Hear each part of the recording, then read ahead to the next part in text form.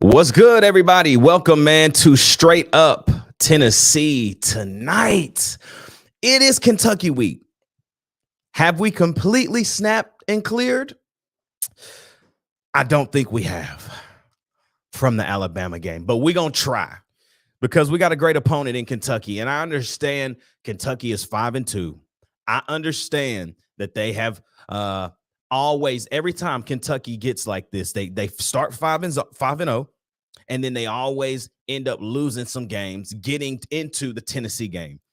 What must Tennessee do this Saturday to not only handle business against Kentucky, but fully get over that hump and get out of this losing road slump that the Vols are currently in? We haven't won a road game since last year against LSU.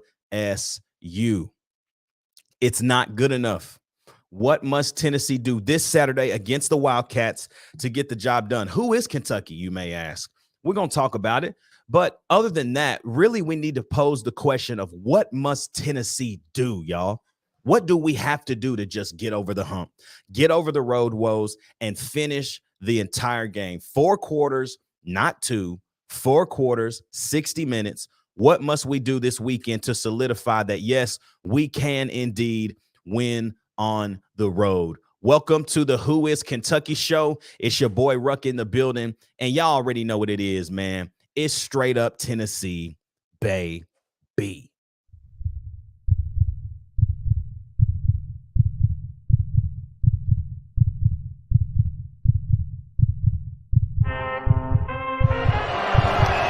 From 40, on the way, a knuckleball. He got it!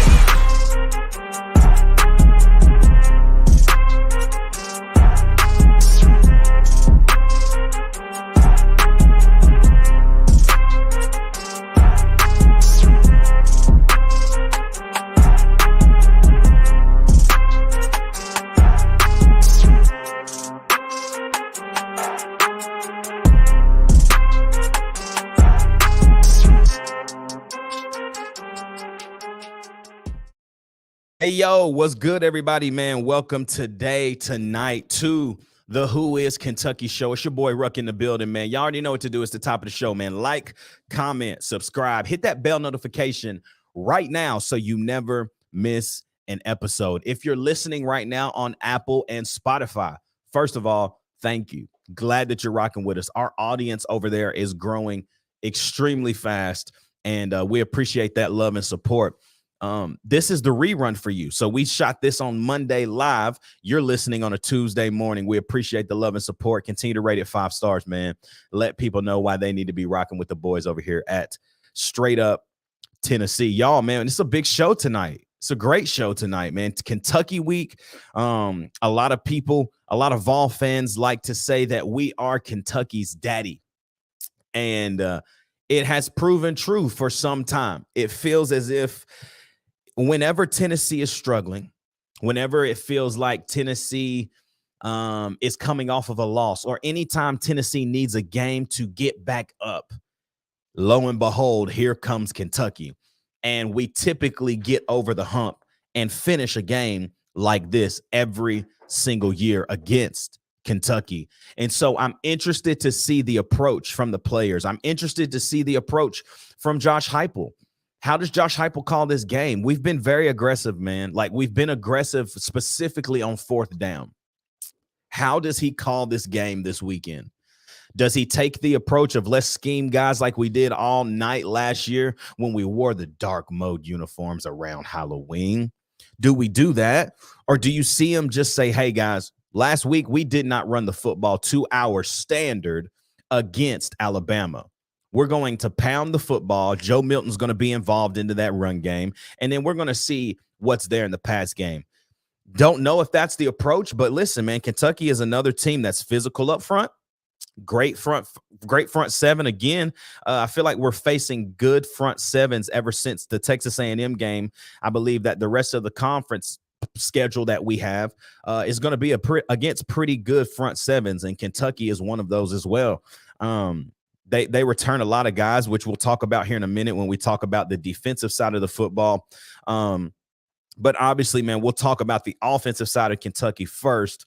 But before we dive in fully to who Kentucky is, man, I'll kind of still want to talk a little bit more about last Saturday's loss against Alabama. You know, yesterday I got to give a big shout out to two guys, man. Give a shout out to the boy Dylan Elam and a shout out to that man, Stephen Cawley. Stephen, I appreciate you, my brother, even though you're an Alabama fan. We got close not because of Alabama-Tennessee rivalry. I appreciate you, man, and I'm thankful for you. Thankful that you hopped on the show with us, shared your thoughts, shared your opinion, but also shared the truth about what you thought about that game on Saturday night as a Bama fan. And then shout out to a member of the channel named Dylan Elam. That boy hopped on the show with me last minute and really kind of filled in and did a great job. And so I appreciate you, Dylan. We're going to have to get you on more often. Loved your takes. Always love your takes, even when we're talking in Discord. And how do you get in Discord, you may ask? All you got to do is join the channel, y'all. 99 cents? What? Hop in the channel, join it, man, and you get to hop in the Discord with us, and we chop it up about football every single day, at least for 30, 45 minutes to an hour. We're just going back and forth, writing long messages about what we think, talking about scenarios. It's really a really dope community. And so join the channel, man. We'll get you all of that information. Can't wait to see how many people kind of join in with us for that. But going back to this game, man, Tennessee had so many opportunities, y'all. I don't care what anybody says. Joe Milton had his best game in a Tennessee uniform. I know a lot of people are talking about the Orange Bowl still. I think that was Joe Milton's best game front to back, just being calm, being poised, making the right decisions. There's still some spots there, man, that I can watch it. Like I've watched multiple sections of this game, and there's still some plays that Joe left on the field. Let's get this corrected. There's a play on the strip sack where there was a guy open quick, but he held the ball a little too long, and it allowed that defensive end to get there, force the fumble, scoop and score. So you look, there still were opportunities for Joe to continue to make those strides, but I like the strides he took. And I think that if you're a Vol fan, you have to look at that in that positive light, saying, hey, Joe Milton took strides that we knew he could, but we weren't sure if he would. And he did. And now he gets another opportunity on the road at Kentucky to take more strides. And let's just see what happens. I'm not saying Joe's going to go out there and do what he did against Alabama, like 28 for 41, 270 something. Like, that's really good, y'all. Like, that's a really good stat line. And he played really well while doing it. It wasn't like padded stats, right? Late in the game, he's getting deep. No, like those numbers mostly came from the first half. And so you got to be happy with his performance, even though he still wasn't in the level maybe we thought. I want to hop into the chat right now. We got the man Grayson Riffy in here. He says, yo, what's up, Ruck? Finally getting to join a live on YouTube. I've been listening on Spotify all year. Good to be here. Man, shout out to you, Grayson. Shout out to you for hopping on the YouTube tonight. Faithful Spotify listener. Glad that you're rocking with us tonight, man. It's going to be a great show. We're going to be here probably for the next 30 minutes, man, just chopping it up about this game this weekend, Tennessee, Kentucky.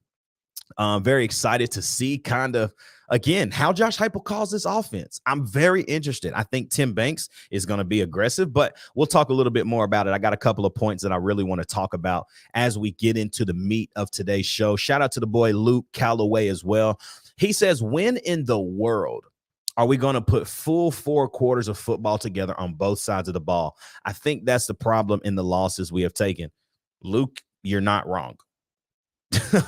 Like, that's the most accurate statement I think I've heard today. And it feels like I kind of hesitate to say this, but I'm going to say it because we're all fans, right? We not media. We just get on here and we chop it up just like y'all, and we just have fun with it. So I'm going to say it. Sometimes we feel a lot like the 2021 team, where you look at games like,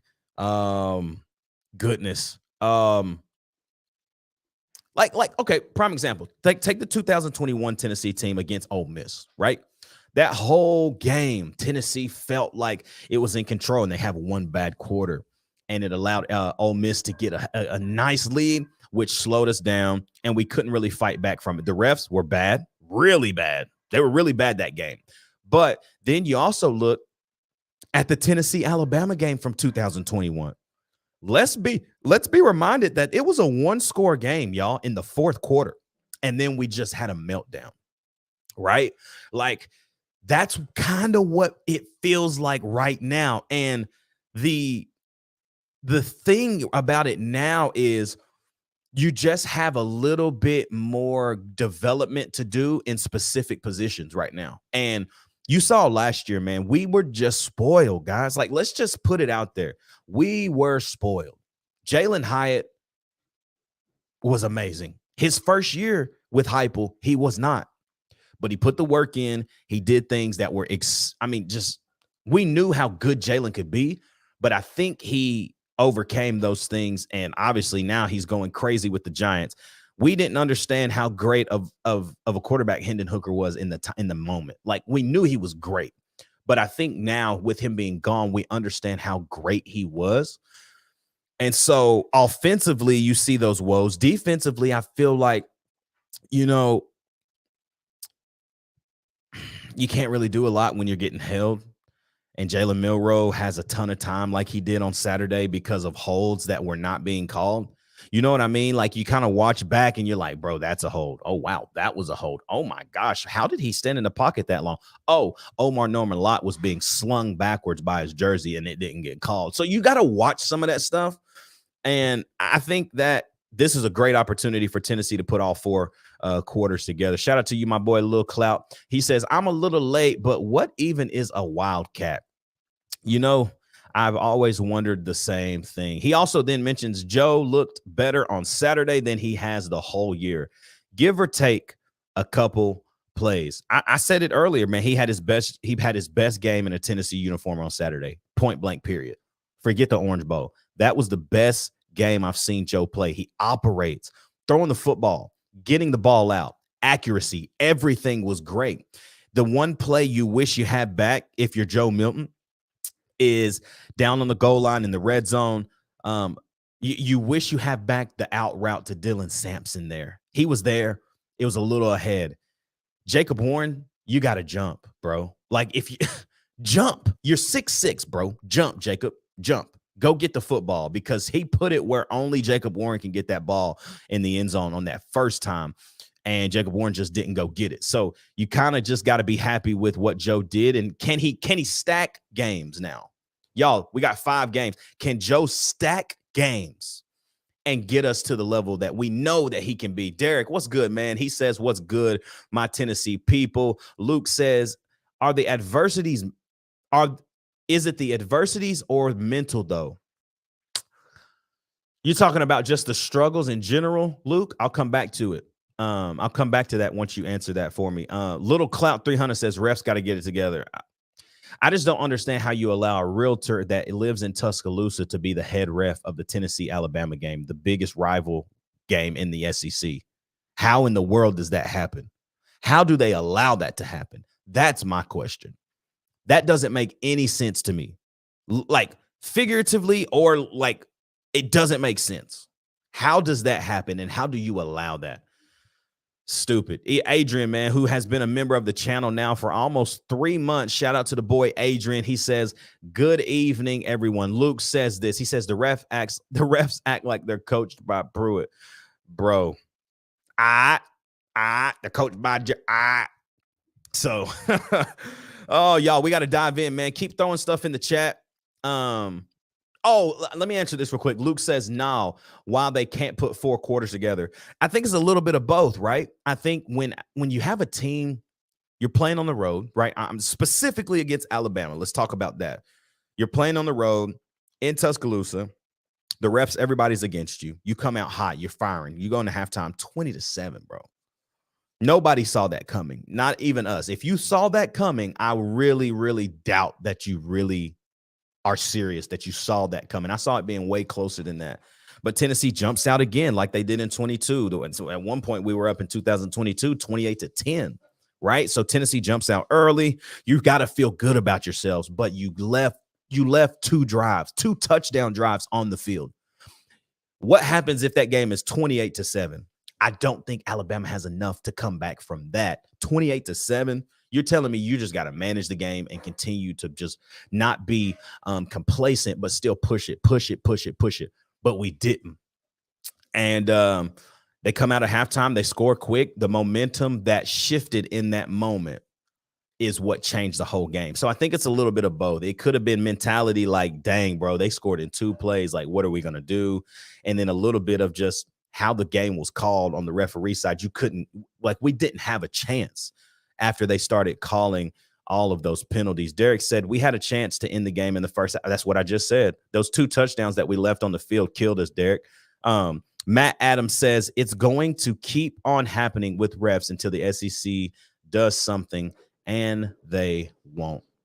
I sure hope you're wrong, Matt. I hope that they change and figure this out, because it's been bad all year long, not just for Tennessee games. Like, go watch the Ole Miss Alabama game. It was horrible.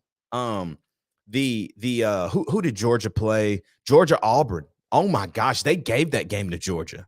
Auburn got hosed 3 or 4 times in that game, and you're like, wow, they truly just want the top dogs to continue to win so that the SEC can continue to make a lot of money.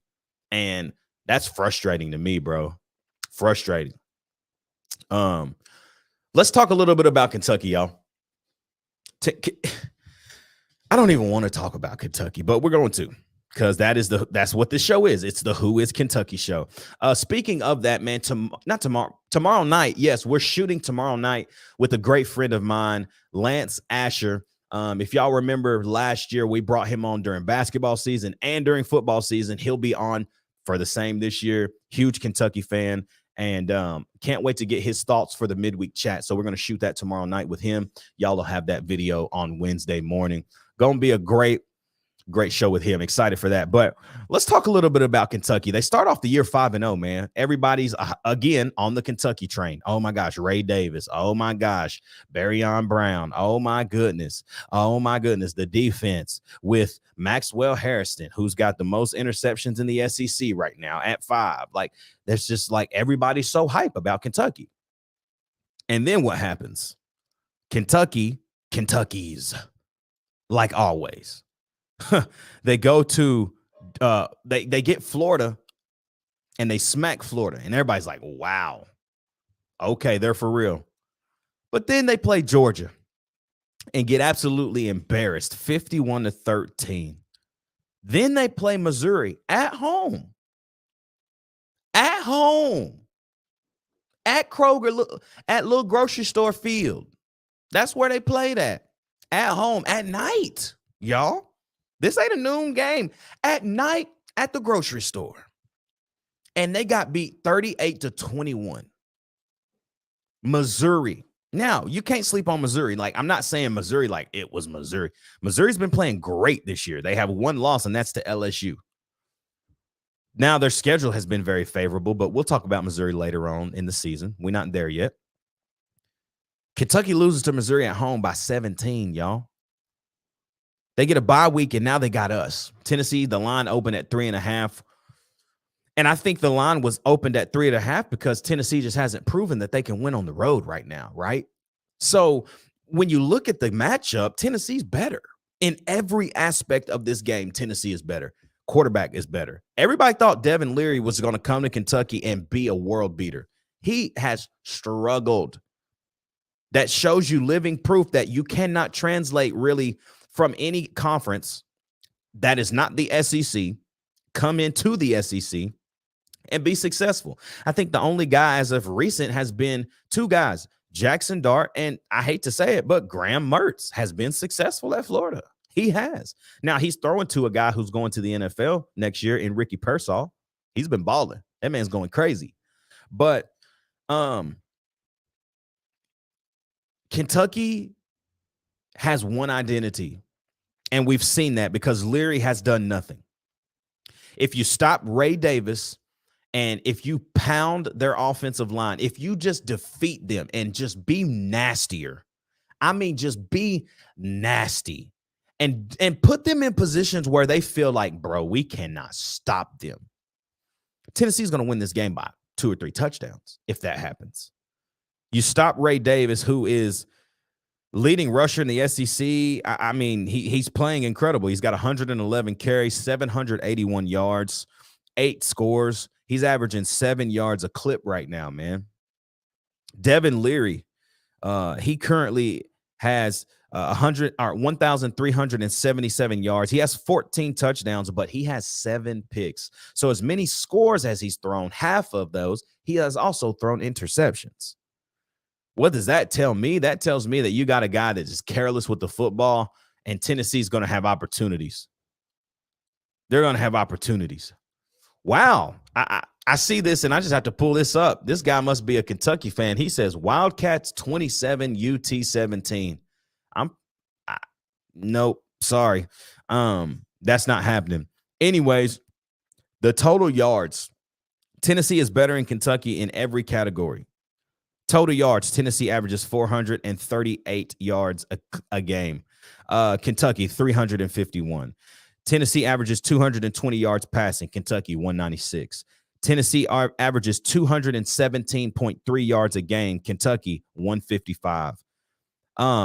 Tennessee in yards allowed, 310. Kentucky, 346.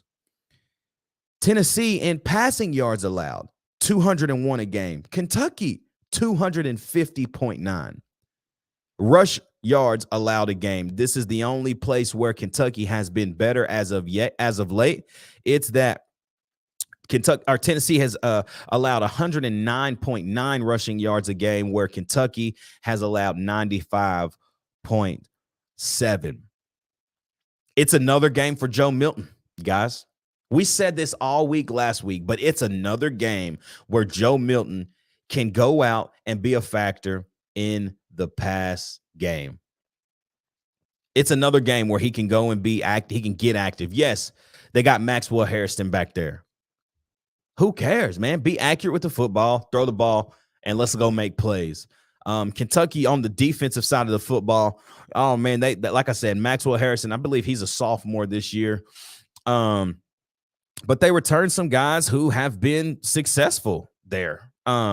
Let's just look at it this way. As far as on the defensive line, they return. Deion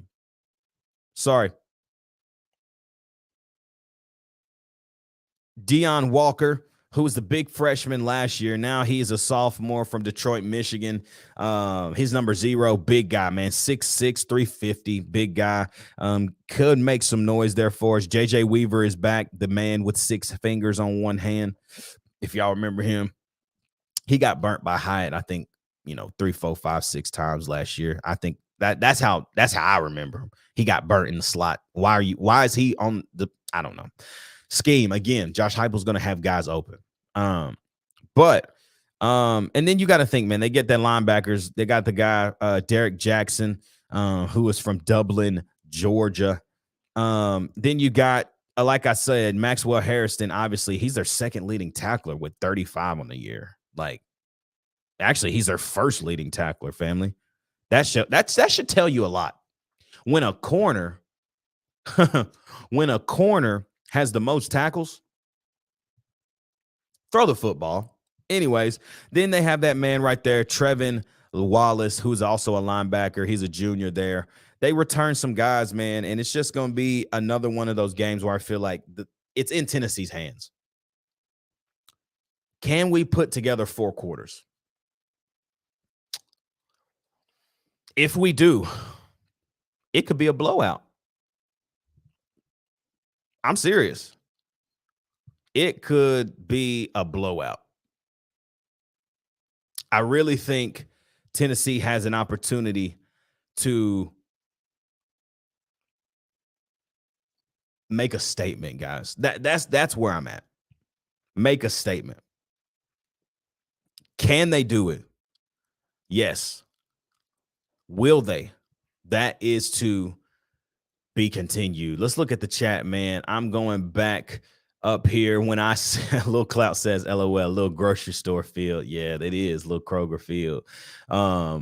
The line doesn't include who Kentucky's daddy is. Ha ha. Shout out to you, Luke. That's facts. The chat is going crazy on Guitar Man. Guitar Man says that Kentucky will win because the Vols will still be beat down. The Vols will still be beat down from Bama. He says that the Vols will not win another game this year. Interesting. Derek Sanders says this. It still depends on Joe to win in Lexington. I agree with that. I 100% agree with that. I think Joe Milton has an opportunity, man, to stack games. I said this a little earlier. He has an opportunity to stack games here. Can he do it again? I think he can. Will he? It's the question. Can there be some consistency from Joe Milton here? Can he get over the hump? Can he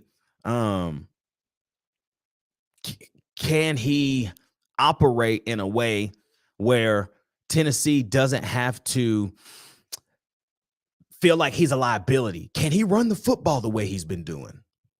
A lot of questions we have. I would love to know. James is talking about the out route to Dylan Sampson that Joe missed. He says on the out route with Sampson, Castles was wide open in the middle of the field. I didn't actually see that. I would love to go back and actually watch that and see. But I don't doubt it. I mean, he's missed a lot of guys. You know what I mean? So Luke Calloway says there were so many open receivers on the night. Joe just didn't fling the rock to him. And it's crazy we're saying that he didn't do a lot of these things when he still, guys, had his best game in the Tennessee uniform. You can't deny it, right? Derek Sanders says the receivers have to play well. Goodness gracious. Yes, they do. Dante is a disappointment. You know, it's hard for me to say disappointment because I think, guys, we got to look at the Jalen Hyatt story, right? Look at the Jalen Hyatt story. 2021, I'm sorry, Josh Heupel's first year. Hyatt struggled, man. He could never get it going. He had one touchdown on the year, and that was against South Carolina at Neyland Stadium on that slant route. Was a tough catch. I just think that it takes more than a year to fully kind of submit yourself. Now, catching the football is a different thing, right? Catch the ball. But I go back to 21. Jalen Hyatt dropped touchdowns. Jalen Hyatt dropped footballs in that year. And I think it's a lot of mental things. It's like, let the game catch up. You know, yesterday when we were on the show with Dylan mentioned this, and I never thought of it this way. He's like, he feels like he's just anxious. Like he's never played in stadiums this big. He's never played with this many people watching them play. Like, is he just nervous, extremely nervous out there on the field right now? And can it just slow down for him in year two? God Guns and Ammo says stop the run and you stop Kentucky 100%. Grayson says Derek, I agree, had high hopes. Talking about Dante Thornton. Alpha Man says this might be a chance that Dante Thornton gets another chance to get better. I hope so, man. I think we know how good we've seen the talent, right? Think about it. The deep ball against Florida, he drops it. Well, he doesn't really fight for it there, right? But then the very next play, Joe throws it on a dot to him. Great catch over the left shoulder in stride. Beautiful ball, beautiful catch. You've seen glimpses, and you just hope that just bing clicks. You know what I'm saying? Alpha Man says Squirrel White is a dog and a leader. He is. Squirrel went crazy. And I'm very, very excited to see kind of how he pushes forward in the next few weeks.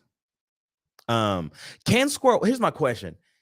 Can we continue to get more of Squirrel White on the wheels and the seam routes? He's one of the fastest guys on the field. You saw what happened.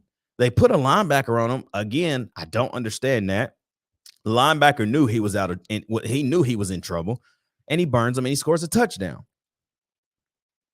Can we continue to do that? Like, just keep putting him in position. That's the thing. So Derek did say Dante didn't do much at Oregon either. And I it's true. His numbers weren't there. Grayson Riffy says this offense is extremely different than others also. hopefully he'll just take time for it. Hopefully it's just taking time for him to adjust. Catching is a different story. 100%. That's what I said. Little Clout 300 says, what a catch by Square White. Boy, the man is so talented. Derek Sanders said, what did he do at Oregon? Well, he was a deep threat. Had a lot of balls that were thrown deep to him, and he made plays. A couple of hitches. He made plays. A couple of hitches that he made plays on that ended up being big plays because he caught it, made a move, and got loose. So, I mean, you saw talent at Oregon, but you never saw him explode. And so I think that's what everybody was excited for here at Tennessee was, can he explode like we know he can? I think we all think, and I still think that he's a great asset. I think for us, we put a little too much stock into it. We thought he would be an instant impact like Jalen Hyatt, and we just have to remember, bro, Jalen Hyatt was so good, man. He was so good. God Guns and Ammo says they said the same thing last year. Kentucky better get ready to pick their quarterback up. Our line is coming. Little Clout says that speed is lethal, especially if used right. 100%. I think this is a big game for the defensive line. After a game like Alabama, where you kind of struggle to get home, you still had what? I think, didn't we still have 4 sacks? I think that's right. I don't have the stats pull up. We still had a good night, and we were being held all night long. The second play of the second half for Alabama, when Isaiah Bond gets loose behind T-Mac, who slips, they throw the 50-yard bomb for the touchdown. Tyler Barron is in a headlock, people. A headlock. He is in a full-blown headlock. Like, they could have put that man like a submission hold in WWE. That's what he was in, bro. How do you get past that, right? Like, you're not getting past a headlock, and it's on the right side of the field. How does the ref miss that? Oh, my gosh. How does he miss that? I'm just that whole drive changed everything for Tennessee, and it changed the whole momentum of the game. They scored quick. Refs missed a call, and then we get called for a fair catch and fielding the ball. Like, just a bunch of stuff that was just, I've just never heard of things like that, man. So, let's hop up in here really quickly. Let's see. Luke Calloway says Dante is what you want in a receiver, about like Jonah quarterback. They have 100%. I literally said that yesterday on the Next Day show. I was like, dude, they're built exactly like you want them to be built. Can it click for him? I hope so. Lil Cloud is talking about a guy in here named Guitar Man, who is a Kentucky fan, who I am not paying any attention to. He says, you're definitely from Kentucky, man. He needs to come back another year. Everyone's saying he's one and done. Talking about Dante Thornton. That's true.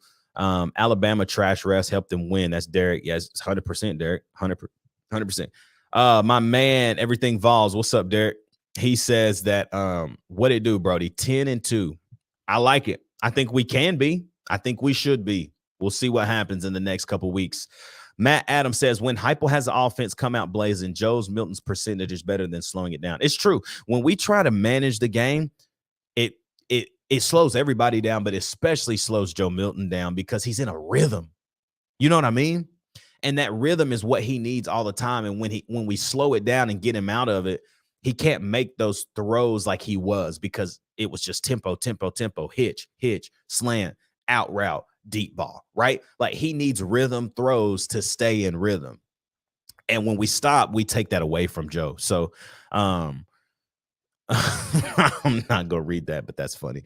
God Guns and Ammo, he says Kentucky is not Bama. 100%. Matt Adams says the offense just moves better when we're running at tempo. It's true. That first drive, man, 8 plays, 75 yards. We just looked like, okay, Alabama's not going to be able to stop this all night. And it was very impressive. So, guys, y'all know how we do the Monday shows. Go ahead and drop your early score predictions. Also, go ahead and drop some pump the gas and hit the brakes questions for Wednesday, because we're going to be doing that show on tomorrow. So we'll put some pump the gas and hit the brakes questions. We need some of those for Wednesday. But everything Vol says this before we go into the score predictions, early score predictions. Everything Vol says, we had opportunities, but second half was momentum situations where we could not answer back.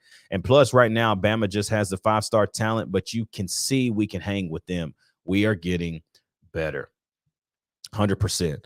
Luke says, so what's the next wrinkle you'll think we'll see against Kentucky? Seem like there's a new scheme every week. I don't know if you have to have one this week. I think it's continue to let Joe Milton run the football, continue to strive for tempo to be there. If the tempo's there, typically you're going to see results. So let's keep that going. Let's not try to check too much. Let's just let Joe continue to be in the flow of that game. And Derek says that we should have 4 sacks this week as well. Little Clout says O-line has to clean up the penalties. 100%, my brother, 100%. So I've been thinking about this one for a minute. I think Tennessee has kind of this redeem game. Guitar Man, you done said two different scores. Earlier, you said 27-17. Now you're saying 42-14 Kentucky. Somebody kick this man out of here, please. The man drunk, y'all. Anyways, I've been thinking about this. I think Tennessee goes up there and handles business. I do think it's a fight early. Kentucky's not going to come off a bye week at home night game and not kind of fight. But Tennessee's just better, guys. Like by talent, by the numbers, Tennessee's better.